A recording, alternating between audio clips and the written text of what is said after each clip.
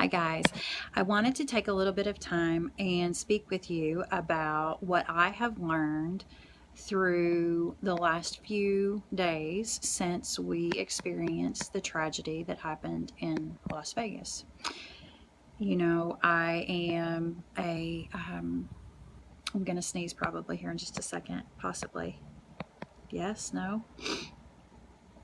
Whew, okay, so maybe not.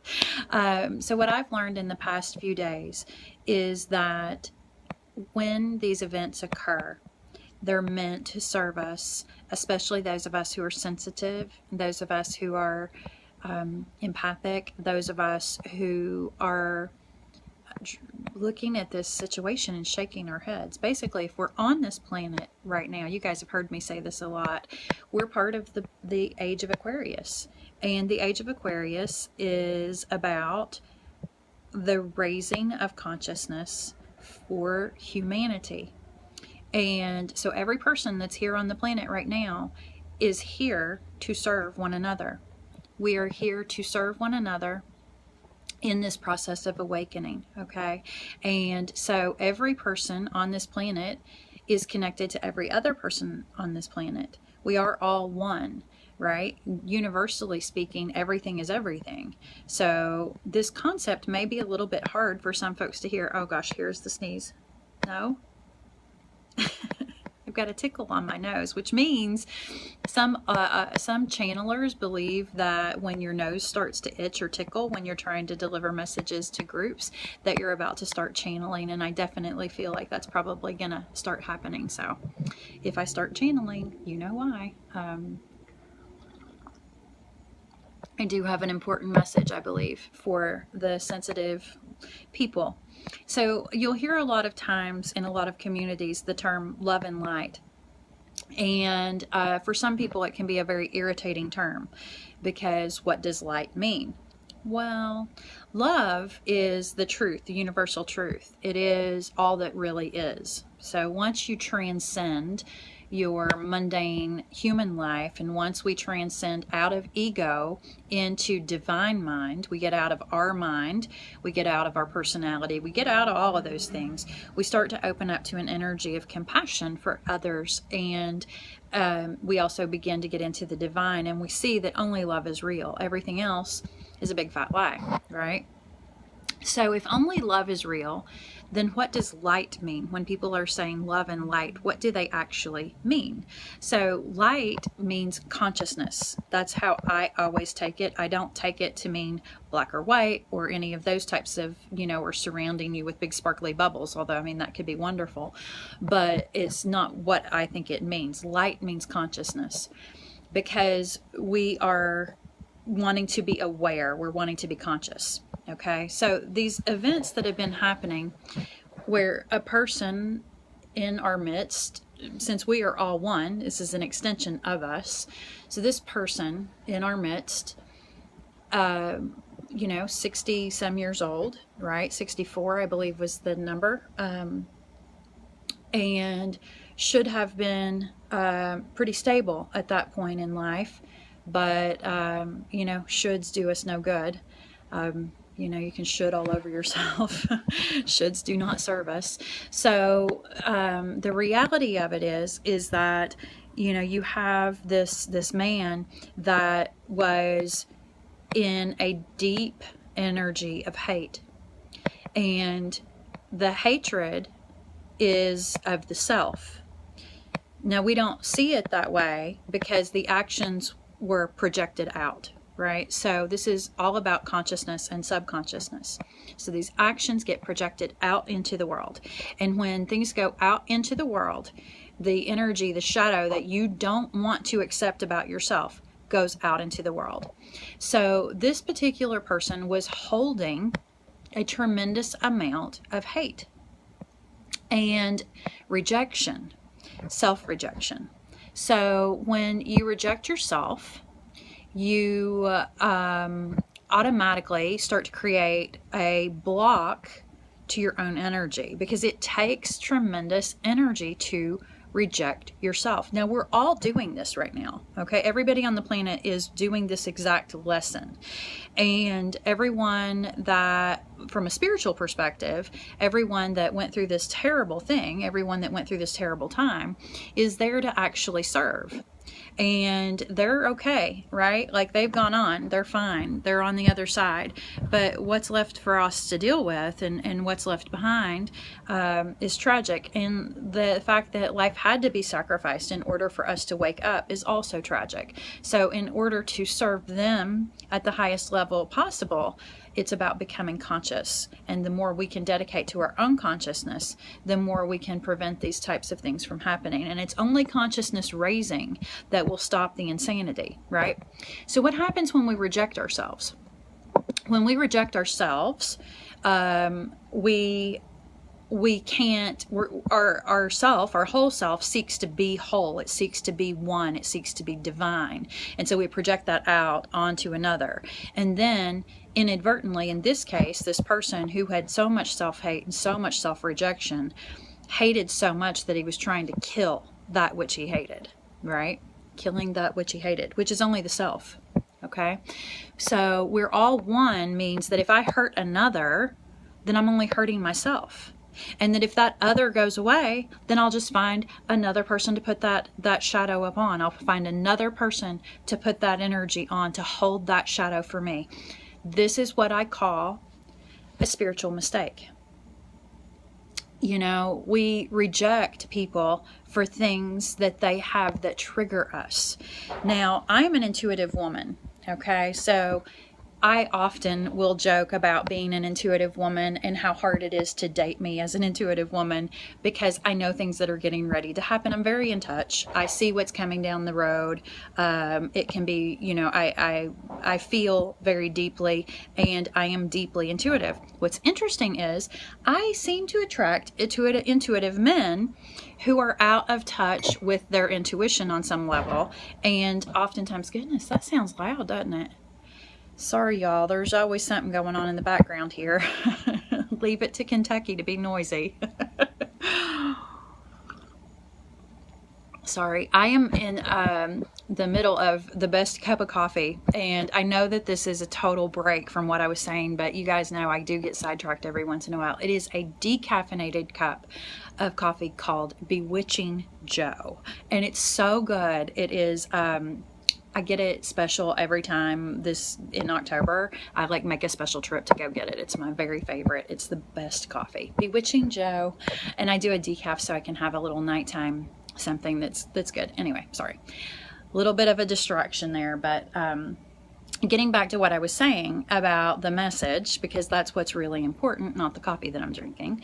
The message is that oftentimes I have been on the receiving end of people giving me difficult energy back over my intuition. And in fact, some people have flat out rejected me in general after spending months saying, oh my God, I love you so much and you're so amazing. And then all of a sudden out of the blue, they can't handle it anymore. So they can't handle me, which really isn't about me at all. It's about their inability to embrace their own intuition, right? Their inability to embrace the side of life that's not so dang structured, and to be whole.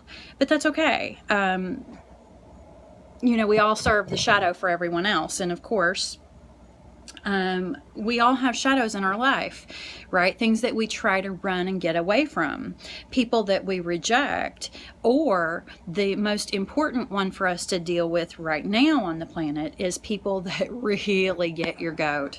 Okay, so, and I'm starting to sweat really intensely right now, so I know that a little bit of what's getting ready to come through is the part that might be a little bit hard to handle, but if you can hang in there with me, this will change any stuck energy and any very long-standing pain that you've been having if you've had issues with a person where you have a lot of resentment and a lot of anger, okay?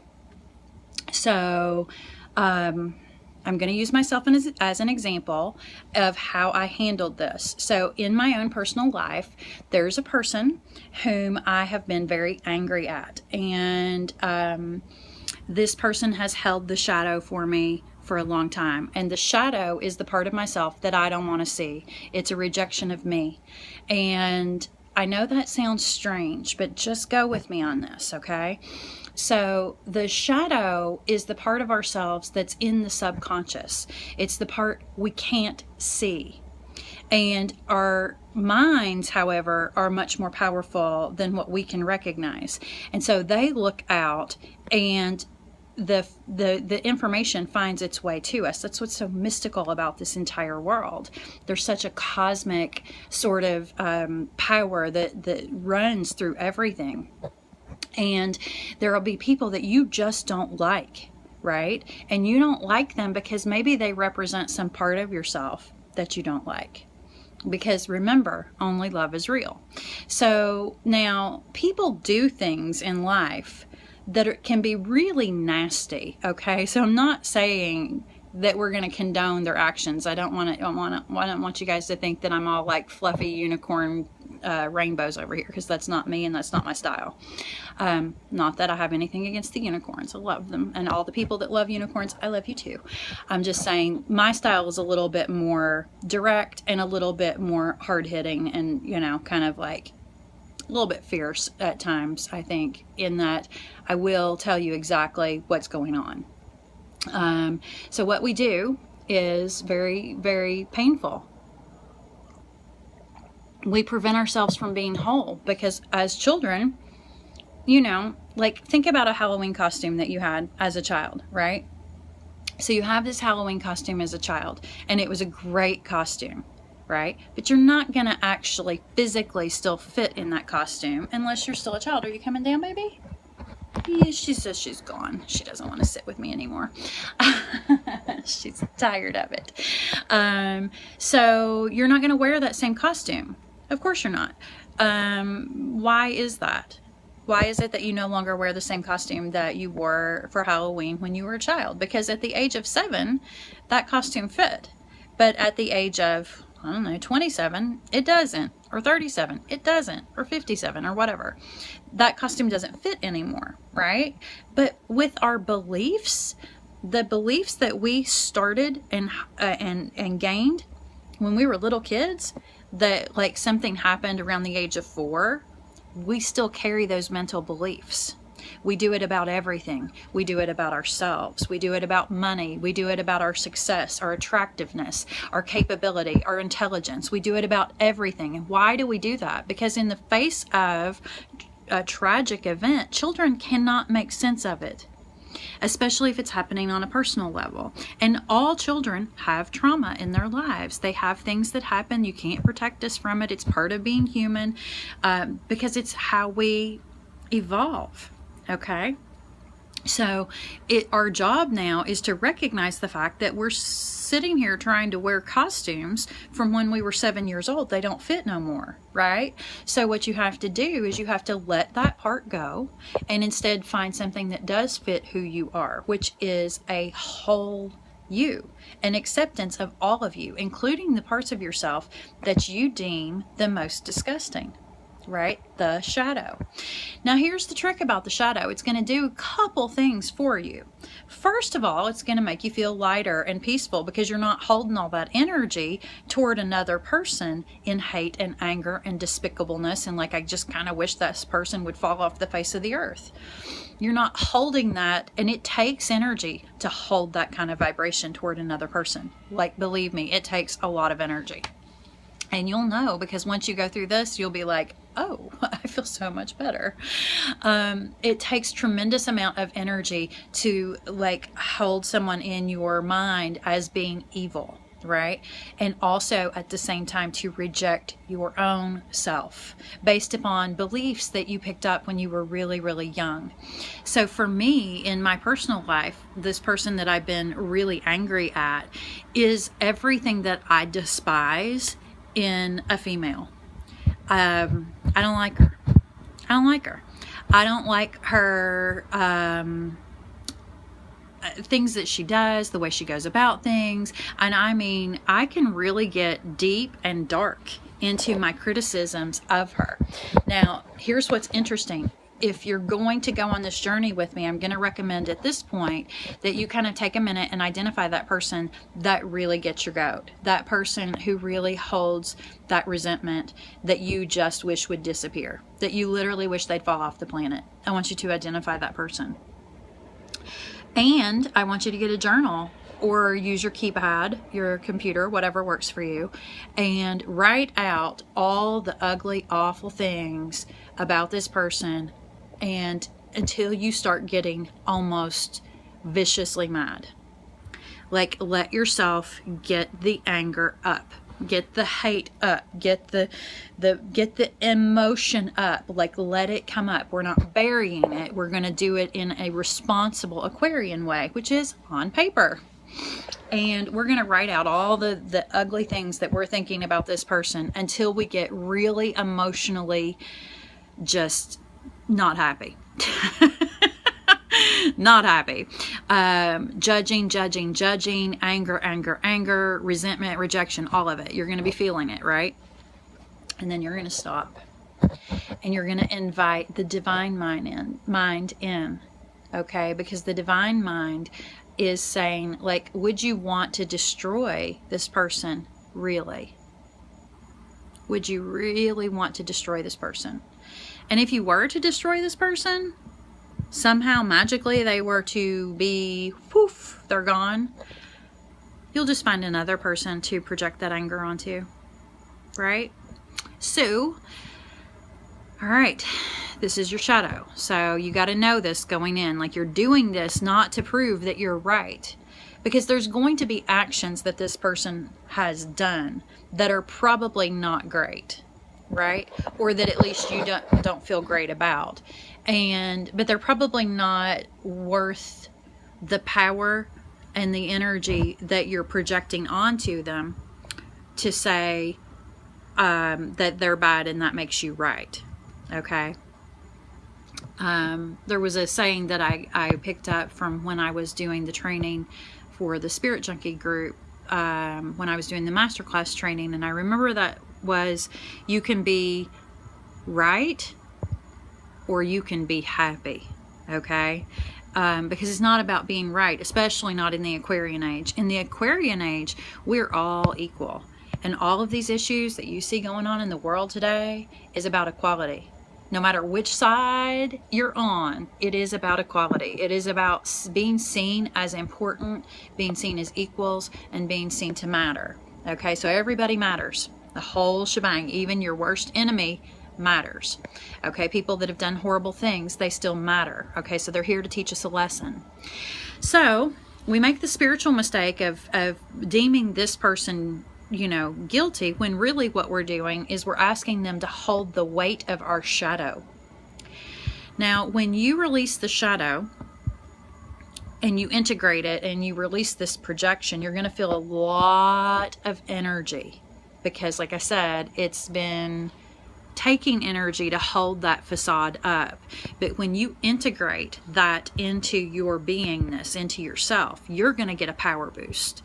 And your power boost can be used to serve your higher purpose and your higher good. So it's actually a really beautiful process. Okay?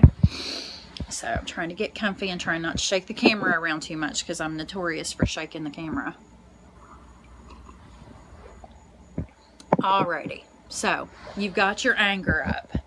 You've asked the question to get your divine mind into place, which is like, I really don't want to like destroy this person, and I know that that's not really who I am. That's just my anger talking. That's just my rejection talking. That's just my ego talking. That's just the part of me that doesn't want to let go talking.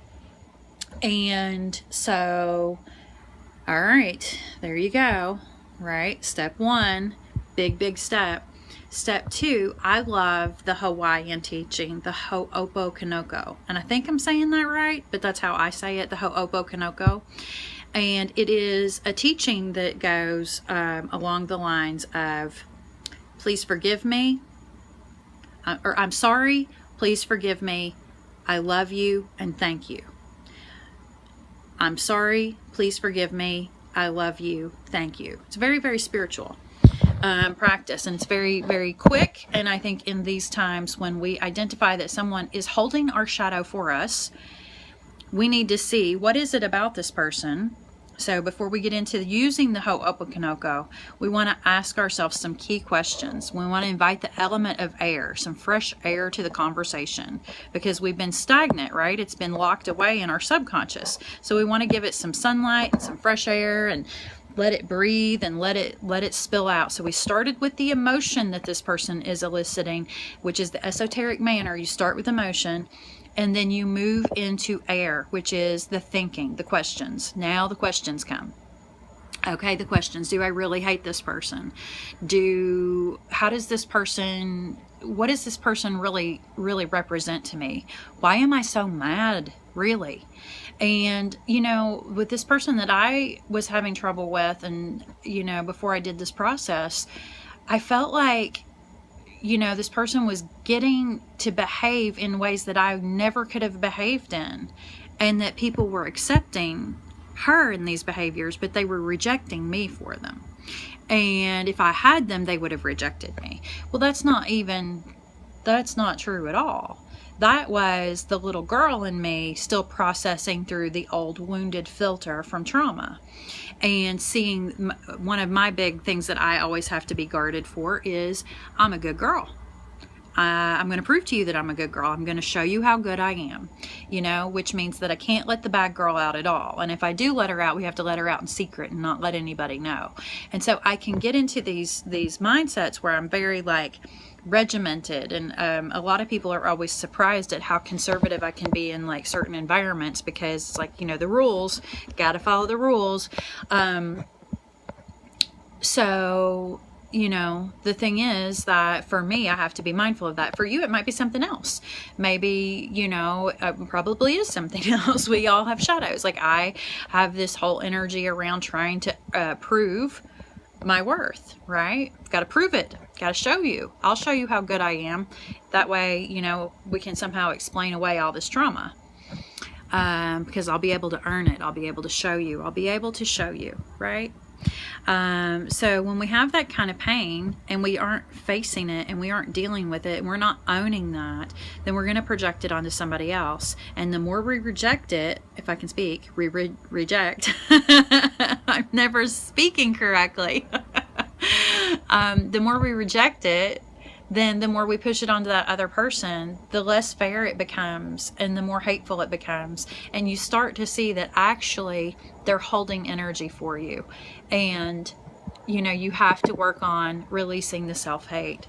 And the step that I love, that I think is the most powerful, is the moment where, even though you absolutely don't want to, you have to bring that person up in your mind after you've asked all those questions, and then kind of getting into this sort of practical piece of it, which is, writing down the Ho'oponopono and saying to the person in your mind on paper, visualizing them in front of you and saying, I am sorry. I am sorry because I have committed a spiritual mistake. And in that mistake, I have asked you to hold my pain. And I've done that because I've been rejecting parts of myself. And I'm so sorry. That was wrong. And it is. And on any level, we can understand that that's the case. It doesn't mean that we condone the bad behavior. It doesn't mean that they haven't done things to us. It doesn't mean any of that. It's about the power that we give it.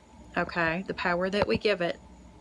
Because if you're still full of resentment for 10 years or more, or 7, or you're stuck in a job where your boss is horrible and you treat each other horribly and you don't have respect for each other, without respect and without dignity, you have no divinity, and we're all divine. So everybody deserves respect and dignity because we're all divine.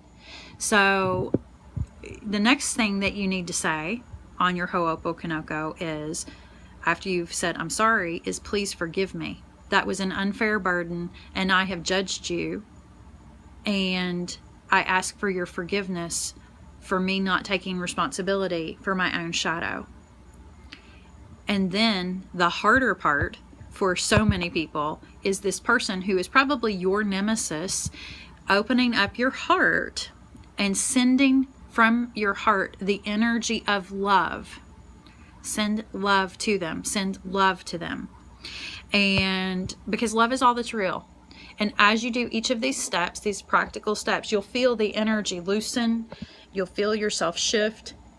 You'll feel like a shift in a positive direction where you're just starting to feel lighter and lighter and lighter because you're releasing the energy burden. You're releasing the energy burden of rejection, of hate, of self-hate and self-rejection, which if we don't start dealing with in this world is going to lead to a lot more problems. Okay, so we're being called to wake up, to keep ourselves from snapping and going crazy and going to a reality where horrible things are rational to the person that's doing them. Okay, because people do these because this is what happens to their thinking. It gets all messed up. Well, their thinking gets all messed up because they're so strong in rejecting the other. So whatever gets your goat, whatever it is, that's exactly where your solution lies. So you got to bring love to it, to say to that person, to send that person love. Thank you. Thank you. I love you. And thank you for being such a powerful teacher. And when you do this, the weight, just like that, you can feel it and it leaves. And then you can start to become responsible for your unconscious energy and knowing that, hey, I have a tendency to do X, Y, and Z. And you can start digging around in that stuff and you can slowly take out a piece at a time where you're not deeming another person evil and you're no longer willing to deem yourself evil. Because the shadow, the part of you that you reject, I reject that, I'll never be that, I'll never do that. You know, we all have a part inside of us that's a little bit crazy. And we all have a part inside of us that is a whole lot innocent. Okay? And that tragic event in Vegas shows us what the part that is crazy can do to the part that's innocent. And it's destructive. It's destructive. And we need to be as responsible as we can be for not rejecting our innocent parts. Not putting out into the world this hateful energy that's just an example of the hate that's going on in here. Okay? So that's how I handle the shadow. And then I go back and I do the work. That is the beginning. The next part is the work. Okay, it's the work. It's the what's going on here component. And what ends up happening as you do the work is you feel this incredible lift. You feel this incredible happy sort of like, oh, but then something else happens, which is the person that you were giving all that power to, when you think about them, you don't feel, you're like you're not angry. And that means that you've reclaimed the power over your own self. And instead of being angry, you are moving forward in your consciousness. You've become aware. So once you become conscious of something, you can maintain your consciousness and go deeper and go brighter and become more enlightened. And I think that that's what a lot of this message is about. Terrible tragedy that serves as a wake-up call, and a needed one. Rejecting others is just rejecting the self. If I hurt another, I am ultimately only hurting myself, because we're all one. And that's the energy. So if you're dealing with any of this, or this feels like it's something that you resonate to, I hope that it is some tool that you can use. This is a time when we need to help one another and lift one another up, and do this deep level work, and be teachers. Be teachers, be teachers, be teachers, be teachers. Learn it for yourself first and then share it with others. I learned all of these things through the wisdom and sharing of others, and also through my own sort of practices, and I couldn't tease them apart. This is the process that I've been using. I've been using the Ho'oponopono for years because a friend of mine many years back made a sign, and I was like, what's that? And I learned a little bit about it, oh gosh, maybe 10 years ago, the Ho'oponopono, and sometimes I forget to use it. Then I'm reminded, oh yeah, Ho'oponopono, really powerful. And the shadow work, gosh, I've been doing shadow work for over 20 years. I want to say about 25 years. And I've gotten very comfortable at understanding the shadow. But I mean, for a long, long time, I've been carrying around a shadow that has been rejected and pushing it out onto another person. So you'll become detached. You don't have to condone a person's behavior, but you're not going to tolerate bad behavior. Like the person that I'm referencing, I'm not going to tolerate bad behavior from them. But now we don't have my shadow in the mix. Now, it's hard to say if this person has a shadow that they're projecting out at me, but real healing can be achieved. And it's not even about that. It's about in here.